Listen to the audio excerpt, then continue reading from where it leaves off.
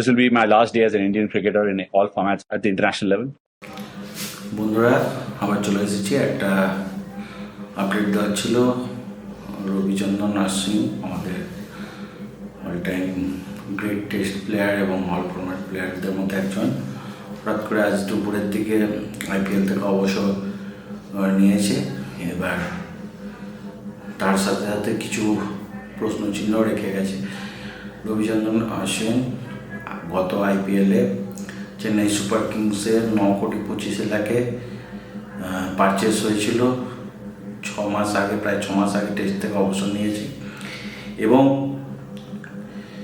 এর সাথে সাথে আজকে দুপুরে আইপিএল থেকেও অবসর নিয়ে নিল।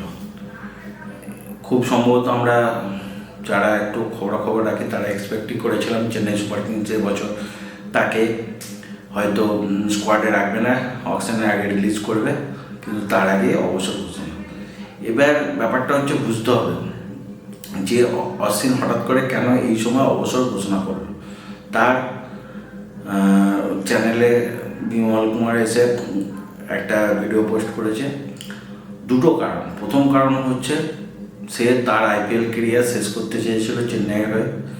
এবছর চেন্নাই যদি তাকে রিলিজ করে দেয়, অন্য টিমে সে যাবে, অন্য টিমের হয়ে খেলতে পারবে, তাহলে চেন্নাইয়ের হয়ে সে আইপিএল ক্যারিয়ার শেষ করতে পারবে না। তো সেটা একটা ইয়ে করছিল। আর যেটা মেজর কারণ সেটা হলো রবিচন্দ্রন অশ্বিন হয়তো ফার্স্ট ইন্ডিয়ান ক্রিকেটার হতে চলেছে যে আইপিএল ছাড়াও বাইরের যে সমস্ত দেশগুলো পপুলার যে লিগগুলো চলছে, যেমন অস্ট্রেলিয়া BBL, ওয়েস্ট ইন্ডিজে CPL Caribbean Premier League, Australia Big Bash League, west ইন্ডিজে ক্যারিবিয়ান প্রিমিয়ার লিগ, সাউথ আফ্রিকায় এশিয়া T20, আবুধাবিতে IL T20, এই সমস্ত যে পপুলার লিগগুলো চলে, ইন্ডিয়ান প্লেয়াররা পপুলার লিগগুলোর মধ্যে সাউথ আফ্রিকা T20-তে গত বছর ব্র্যান্ড অ্যাম্বাসাডার হয়ে গিয়েছিল দীনেশ কার্তিক। তাছাড়া BBL-এ সেরকম ইন্ডিয়ান প্লেয়ার নেই।